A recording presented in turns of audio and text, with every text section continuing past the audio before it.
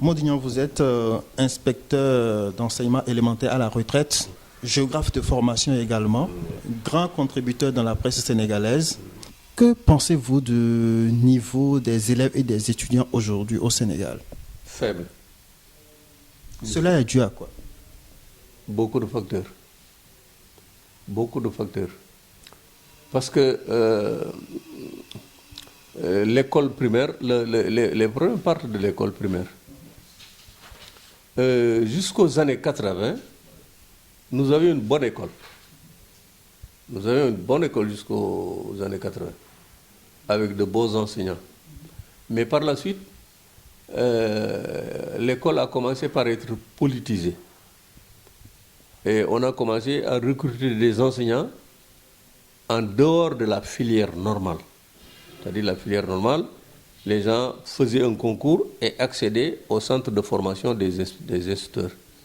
Il y avait surtout ce qu'on appelle les écoles normales régionales. Il y en avait à Saint-Louis, il y en avait à Mbour, il y en avait à Kolda, etc. Écoles normales régionales. Qui recrutaient des jeunes titulaires du brevet de fin d'études moyennes sur la base d'un concours très sélectif. Les gens qui réussissaient le concours faisaient 4 ans dans les écoles normales pour apprendre leur métier, pour améliorer également leur niveau académique. Ils sortaient avec le brevet supérieur d'études normales et l'année d'après, ils faisaient leur certificat d'aptitude pédagogique. C'était d'excellents instituteurs. D'excellents instituteurs. D'ailleurs, nombre d'entre eux sont devenus qui inspecteurs, qui professeurs d'enseignement secondaire, même professeurs d'université. C'était d'excellents instituteurs. Mais à un moment donné, pour des raisons de budget, on a fermé les écoles normales régionales. Et on a remplacé par des centres de formation pédagogique. Alors, même les centres de formation où on faisait 1 an, c'était très bien, tant que les gens y entraient par un concours sérieux.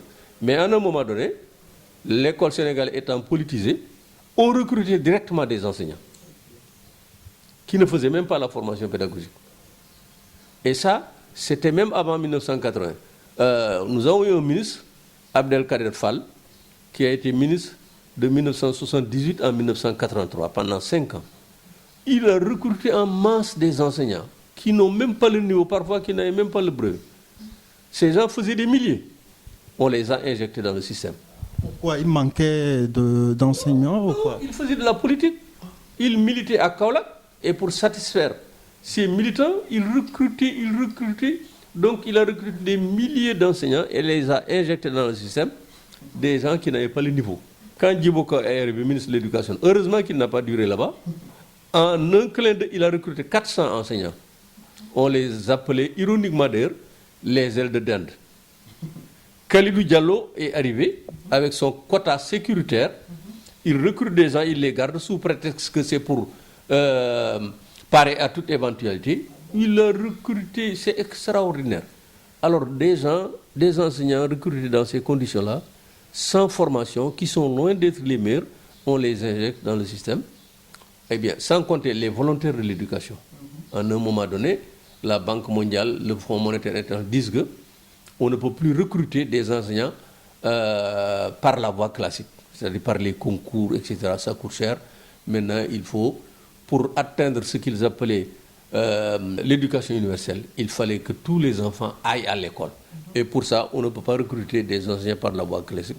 Il faut recruter des volontaires, payés à 50 000, 60 000, etc. Mais ces gens-là n'étaient pas motivés. Ils n'étaient pas formés. Donc, les volontaires, les vacataires, plus ces gens-là que l'on recrutait comme ça sur le tard et qu'on a envoyé enseigner, tout cela, ça a empoisonné le système. Ça a affaibli l'enseignement élémentaire. Les élèves qui sortaient de l'enseignement élémentaire, qui arrivaient à l'enseignement secondaire, étaient de plus en plus faibles. Et l'enseignement moyen n'était pas épargné. Parce que là aussi, on recrutait des gens qui n'avaient pas le niveau. De simples bacheliers, on les envoyait dans les collèges. On recrutait aussi des vacataires. Comme avec Wade, il fallait faire beaucoup de... On a créé des collèges à tort et à travers. On a recruté des enseignants qui n'avaient pas le niveau. On se félicite même de cela. Hein? On se félicite. Mais c'est les gens qui ne savent pas qui s'en félicitent. Alors, donc il a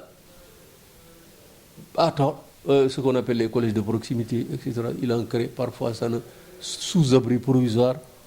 On recrute des gens qui n'avaient pas le niveau. Bon, là aussi le niveau baisse. Et ainsi de suite. Parce que si l'enseignement moyen reçoit des élèves médiocres, mais les élèves qui accèdent à l'enseignement secondaire sont également médiocres, et ainsi de suite. Et ce qui est plus grave encore, ça c'est Wade, quand il a décidé, dès son arrivée au pouvoir, et c'est une mesure politicienne, que désormais, tous les bacheliers seront orientés à l'université. Et tous bénéficieront de la bourse, ou alors auront une aide. Mais c'est l'une des mesures les plus graves qui ont pratiquement contribué à l'enseignement supérieur. Vous savez, Fred, sur 30 000 bacheliers d'aujourd'hui, les 2 tiers sont des bacheliers médiocres. Parce que quand tu n'arrives pas à avoir la moyenne en terminale, on a vu des élèves qui n'avaient pas la moyenne en terminale, ou qui avaient 8, 9, 10 ou péniblement 11, qui arrivent au bac après le second tour, péniblement. Mais ces gens-là, si vous les envoyez à l'université, mais ils perdent leur temps. C'est la raison pour laquelle, que ce soit en fac de lettres, ou en fac de droit, ou dans d'autres facultés, les résultats de la première année sont catastrophiques. Les élèves ne dépassent pas le premier cycle. Il y a une sélection naturelle qui se fait. Absolument, une sélection naturelle. Alors, ils sont là, ils changent de... 2 ans, tu es remercié, tu vas t'inscrire ailleurs, ainsi de suite, etc. De sorte qu'on a 80 000 à 100 000 étudiants ici, mais qui ne font pas grand-chose. Et qui bénéficient de... C'est un gâchis. L'université n'est pas faite pour recruter tous les bacheliers. L'université est faite pour recruter les meilleurs des bacheliers. Eh bien, il faut les placer dans des conditions de travail acceptables. Ces gens-là peuvent... Mais si vous y envoyez tout le monde, cela donne ce que nous connaissons aujourd'hui. Nous avons... Les résultats des différents examens ne sont pas rassurants, c'est catastrophique. Absolument normal. Et qu'est-ce qu'il faut faire? Quelle solution il faut préconiser? Ça va être... Il faut revenir. Évidemment, ça va être difficile.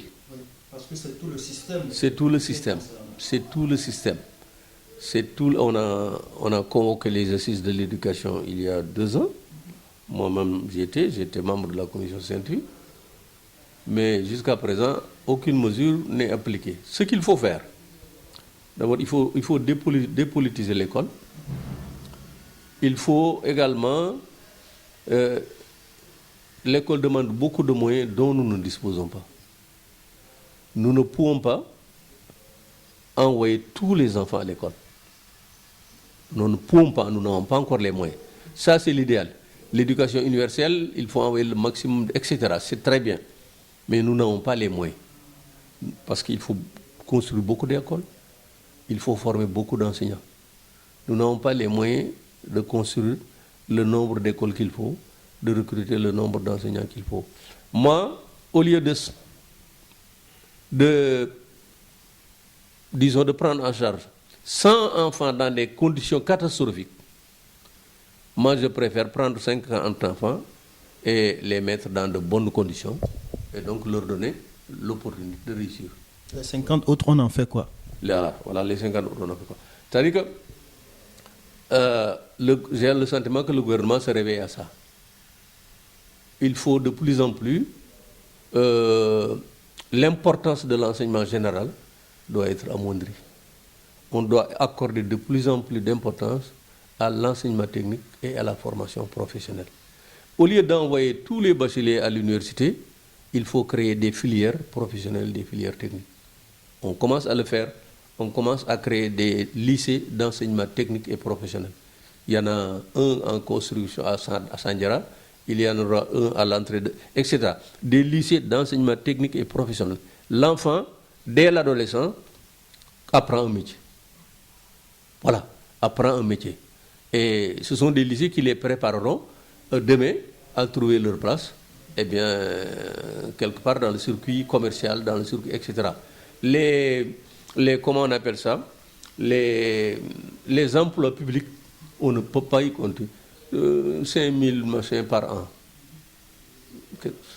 C'est dérisoire par rapport à nos diplômes. Donc, il faut que l'enseignement, de plus en plus, se professionnalise, devienne un enseignement technique et un enseignement professionnel. Et il faut le commencer à la base. À la base. Si on attend que l'enfant soit, etc., ce n'est pas la peine. Donc, ne pas envoyer tous les bacheliers à l'université, y envoyer les meilleurs et créer des filières professionnelles pour accueillir les bacheliers qui, normalement, ne peuvent pas accéder à l'université. En amont, créer des collèges, des lycées d'enseignement technique professionnel également bien équipés, préparer les élèves à l'entrée dans l'entreprise. Ça, tant qu'on ne le fait pas, eh bien, il y aura des problèmes. Et puis la formation, il faut revenir aussi à la formation traditionnelle. Il faut recruter les enseignants après un concours sélectif et les former au moins pendant 1 an. Au moins pendant 1 an. Les centres de formation doivent ouvrir en octobre et terminer en juin. Alors, tant qu'on ne le fera pas, évidemment, et puis, il faut aussi faire de sorte qu'il y ait de moins en moins... On a 7000 abris provisoires sur l'ensemble du territoire national. C'est parce qu'on a construit, pour dire, du temps des socialistes, il y avait tant d'écoles, maintenant nous en avons tant. Ça, c'est pas sérieux. C'est pas sérieux. D'accord, si on veut construire davantage d'écoles, mais on construit davantage d'écoles dans de bonnes conditions, mais pas en créant des abris provisoires. Donc il y a beaucoup de mesures, mais en particulier, il faut faire de moins en moins d'enseignement général au profit de l'enseignement technique et professionnel. Il faut recruter des enseignants après un concours sélectif et les former le temps qu'il faut. Il faut équiper les écoles également. Il n'y a plus de manuels. Si les élèves n'ont pas de manuel, ce n'est pas la peine. Donc de ce point de vue-là aussi, il y a des efforts à faire. Alors, Modignan, le secteur de l'éducation nationale est fortement concurrencé par le privé, notamment le privé international. Est-ce que ça, c'est une bonne chose? Ou bien c'est quelque chose de très risqué? Ce n'est pas une bonne chose, mais c'est la suite normale des choses. Nous, à l'époque, l'école privée recevait ce qu'on appelait les nullards, les déchets de l'école publique. C'est les déchets de l'école publique qui allaient à l'école privée. C'est le cas aujourd'hui encore? Non, pas du tout. Ça s'est renversé. Les meilleurs, ils vont dans les écoles privées et les gens dont les parents ne sont pas, qui n'ont pas les moyens, restent à l'école primaire, à l'école secondaire, etc. Parce que maintenant, on sait que l'école primaire ne vaut plus grand-chose. On sait que l'enseignement élémentaire également se détériore de plus en plus, ainsi de suite. Surtout, l'instabilité de l'école, les grèves. Mais chaque année, c'est des grèves, c'est des menaces d'année blanche. Tous ceux qui ont des moyens maintenant préfèrent envoyer leurs enfants à Maris, à machin, etc., dans les écoles plus ou moins prestigieuses, où il n'y a pas de grève. Là-bas, on travaille 9 mois sur 9. Il n'y a pas de grève. Les enseignants sont obligés de travailler, de faire des devoirs, etc., de préparer, parce qu'ils sont payés sur la base de ça. Alors que dans nos écoles, dans nos collèges, dans nos lycées, mais les professeurs ne sont pas sérieux. Ils ne présentent une préparation, ils ne préparent pas. Ils enseignent ce qu'ils veulent. Personne ne contrôle. Donc, ils n'ont même plus le temps de donner des devoirs. Parce qu'un enseignement, tu administres un enseignement, tu l'évalues en donnant des devoirs. Mais cette évaluation-là n'existe plus. D'abord, les effectifs sont pléthoriques. Si tu as 90 élèves, tu donnes une rédaction, mais tu mets du temps à corriger. Et pendant ce temps, tu donnes des cours également à côté dans une école privée, où tu es obligé d'évaluer. Du harmat. Du harmat. Alors là, tu es obligé de faire des devoirs. Mais ici, il n'y a aucun contrôle. Vous voyez ce que ça fait? Donc, ce qui fait que les gens ont de moins en moins confiance dans l'école publique. et envoient de plus en plus, ont tendance à envoyer de plus en plus leurs enfants à l'école privée. Peut-être que l'État devait quand même avoir un œil sur ces écoles-là, notamment leur programme, en parlant du secteur privé international qui crée des écoles au pays. Parce que, bon, récemment, Ali Ountin disait que c'est une question de souveraineté et de sécurité nationale. Oui, bien sûr. Par exemple, les écoles turques, bon, qui risquent d'être, qui sont menacées d'ailleurs. Qui sont menacées parce qu'avec le coup d'État, ce qui s'est passé on pointe un doigt accusateur sur celui qui est aux États-Unis, là, dont il réclame l'extradition. Apparemment, il ne serait pas étranger à la création de ces écoles turques ici. Et le gouvernement turc demanderait au gouvernement sénégalais de les fermer. Nous n'avons pas de prix sur ces écoles-là. Et puis, je ne vois pas comment l'école Sainte-Marie, c'est la France. Mais,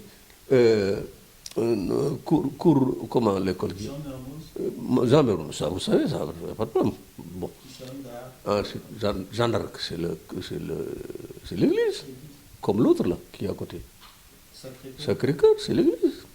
L'État ne peut pas avoir un œil sur ces écoles-là. Pas du tout. Parce que Eh bien, parce que c'est l'église. L'église est très forte ici. Les écoles turques également, c'était... Voilà. Quand vous voyez d'ailleurs le coût, ça doit être permis dans un pays en développement. Les gens payent 100 000 francs par mois, machin, etc. On ne doit pas accepter ça. On crée une élite. Maintenant, tous les enfants dont les parents n'ont pas les moyens, mais ils ont peu de chances d'accéder à un niveau d'éducation de qualité. Mais là, le gouvernement est pratiquement... Non, le gouvernement ne fait rien de ce point de vue-là. Et est-ce qu'il peut faire que je ne vois pas. C'est-à-dire que si l'école publique garantissait eh bien, les conditions d'une bonne éducation, le gouvernement aurait pu taper sur la table. Mais il ne peut pas obliger les gens à rester à l'école publique qui est devenue une catastrophe, qui ne garantit rien de bon. Voilà le problème. Considérant que la presse, c'est un des critères sur lequel on peut évaluer l'état de santé d'une démocratie. Quel est le regard que vous portez sur la presse sénégalaise? C'est vrai. C'est la raison pour laquelle, parfois j'ai quand même peur. Oui, la presse, c'est d'abord cette presse par le biais de laquelle on mesure la démocratie, c'est une presse de qualité. Il faut une presse de qualité, avec des journalistes de qualité, conscients de leurs responsabilités. L'information, c'est important. Avant de véhiculer l'information, eh bien, il faut y réfléchir 2 fois.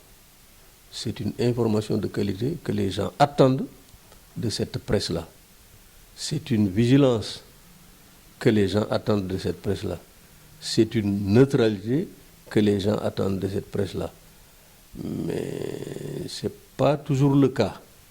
Nous avons certainement des journalistes compétents, mais nous en avons aussi qui ne font pas l'honneur de la profession. Quand j'entends par exemple les correspondants régionaux ou même certains journalistes d'ici intervenir à la télévision, parfois je me pose des questions.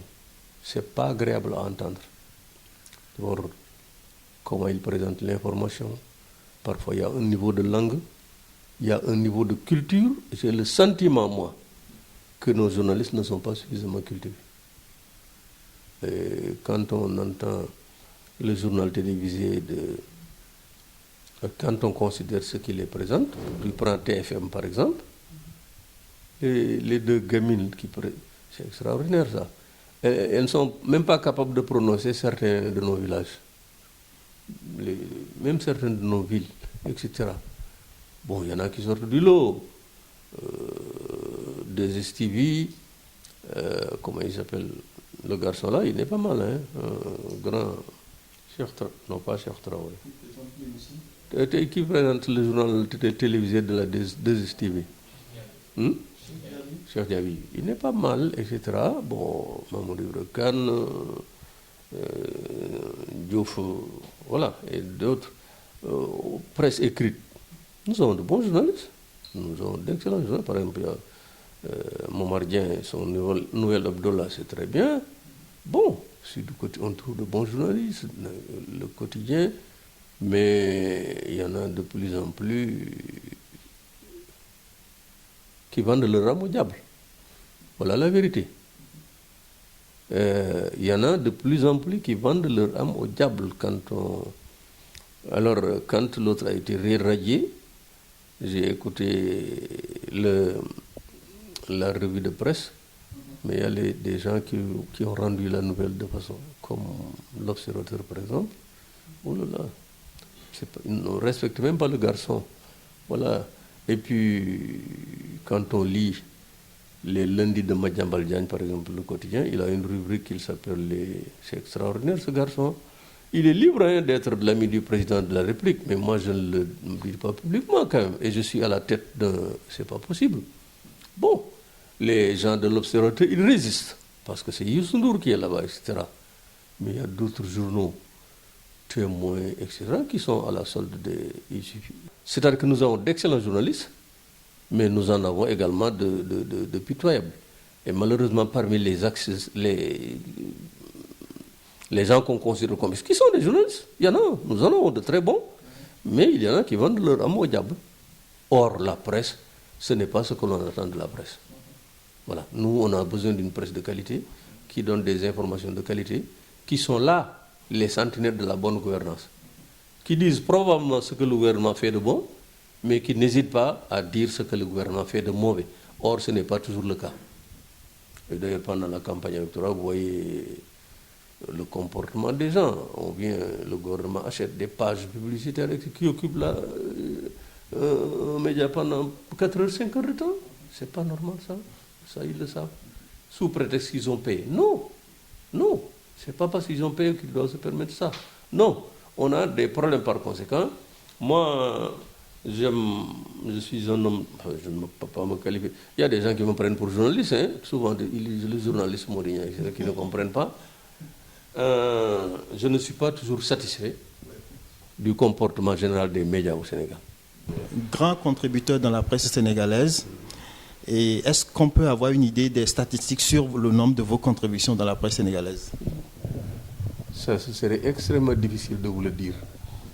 Parce que, disons, j'ai commencé à écrire depuis les années 1978 dans un hebdomadaire qui avait été créé à l'époque par l'ancien président Mamadou Dia, Magatte Thiam du PIT, et Feu Sémou Pategui et l'autre Thiam. Ils étaient 3 du PIT et Mamadou Dia, ils avaient créé ce journal-là, hebdomadaire qui s'appelait Anne Sopi, un excellent hebdomadaire. C'est par là que j'ai commencé à écrire. J'ai publié mes premières contributions dans cet hebdomadaire-là.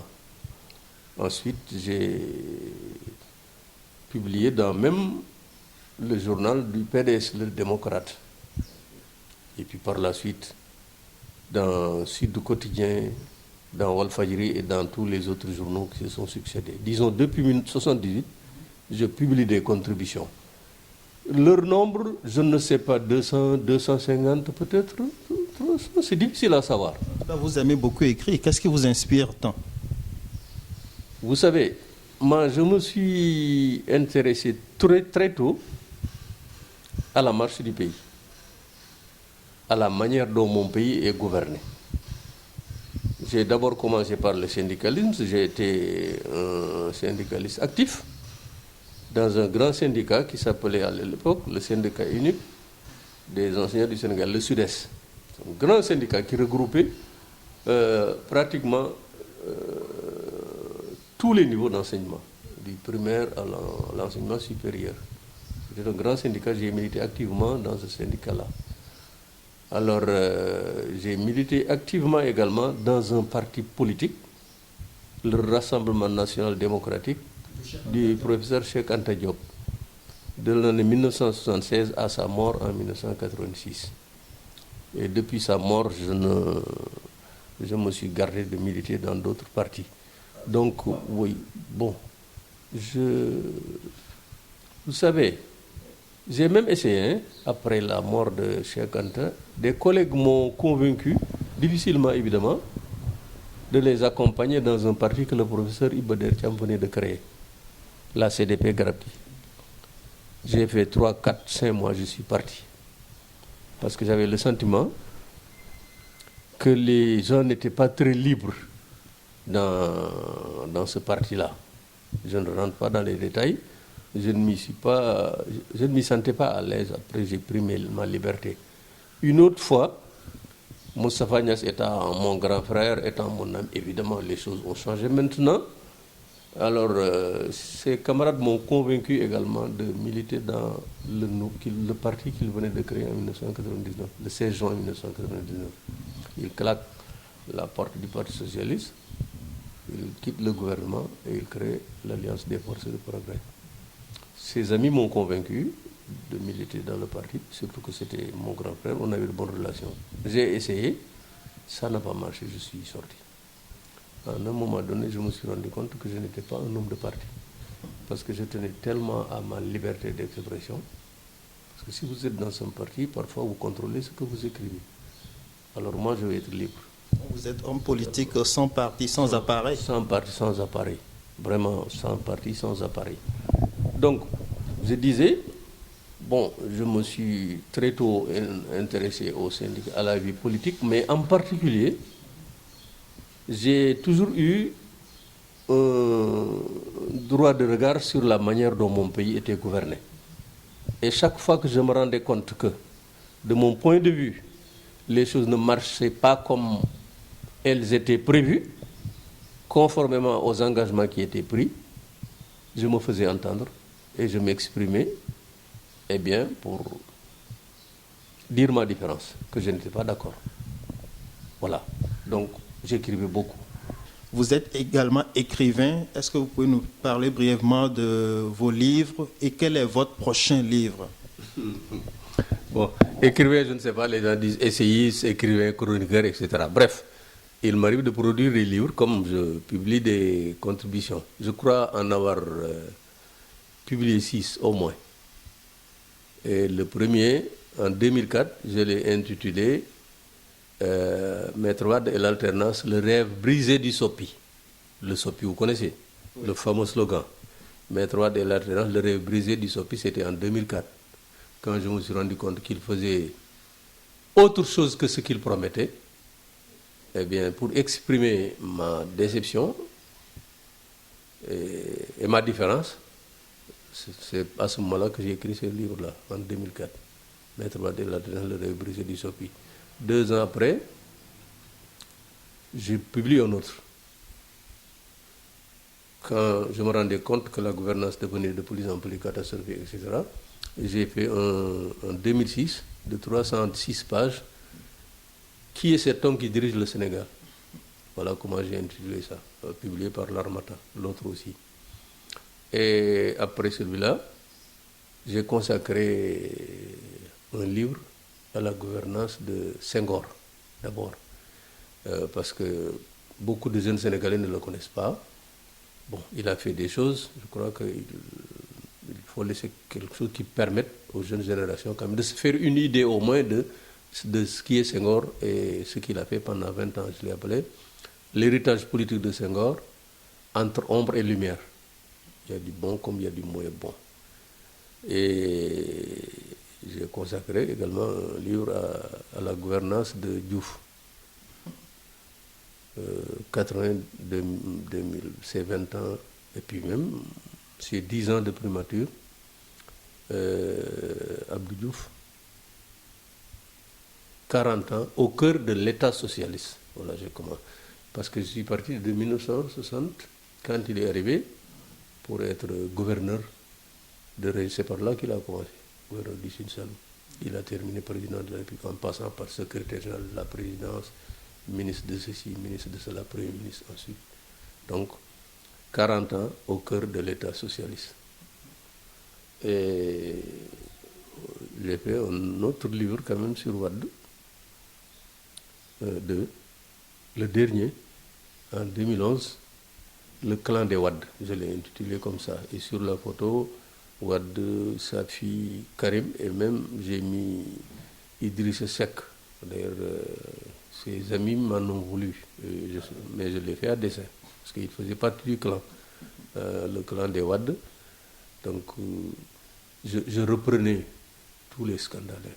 Wad vous inspire beaucoup finalement. Ah, oui, parce que lui, il inspire par la force des choses. Parce que tous les jours que Dieu faisait, eh bien, on entendait Wad dans un scandale. Donc, comme je vais scrupuleusement sur tout ce qu'il faisait, je notais beaucoup, etc. J'avais de la matière. J'ai beaucoup de matière sur Wad.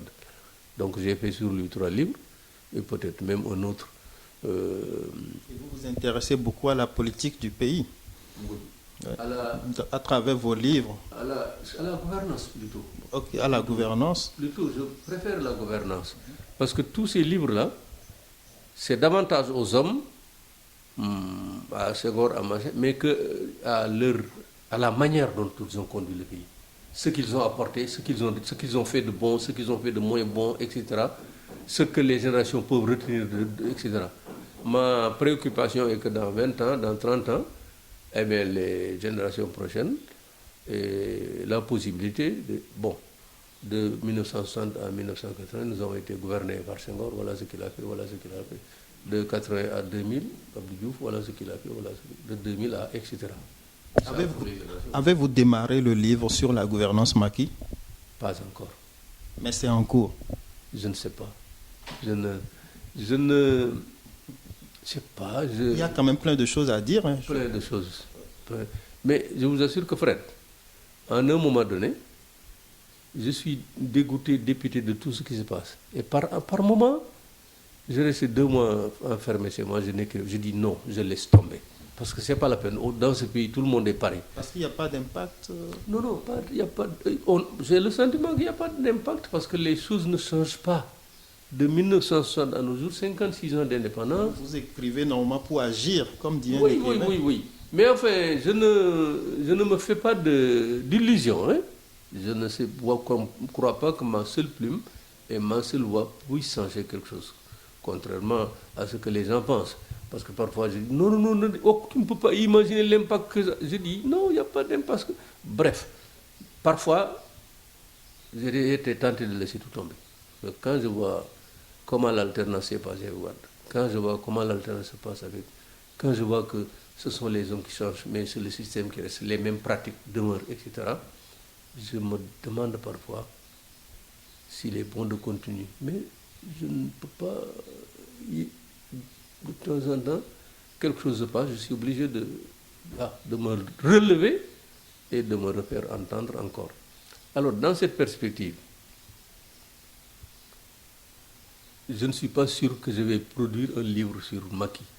Ce n'est pas impossible, parce que j'ai 71 ans et je vois de moins en moins bien. Mes arthroses cervicales, ça me fait mal parfois, des maux de tête terribles. Quand je suis devant l'ordinateur maintenant, je me fatigue vite. Je me souviens, quand j'étais plus jeune, à 9h, si je suis devant l'ordinateur, avant midi, j'ai terminé ma contribution. Maintenant, je mets 2 jours, peut-être pour faire ça, je me fatigue vite. C'est pourquoi je ne sais pas si je consacrerai un livre à la gouvernance de Macky Sall. Ce serait intéressant. J'ai pensé à un livre que j'aurais intitulé, malheureusement je ne suis pas sûr de le faire, priez pour moi pour que j'en ai la force, en reprenant Hollande, moi président de la République. Voilà comment je l'aurais intitulé. Et moi président à l'intérieur, je dirais ce que je ferai et ce que je ne ferai pas. Ça me permettrait de faire le procès de cette malgouvernance de Macky Sall. Une gouvernance sans sanction, une gouvernance du marché de gré à gré, une gouvernance familiale, etc. Voilà.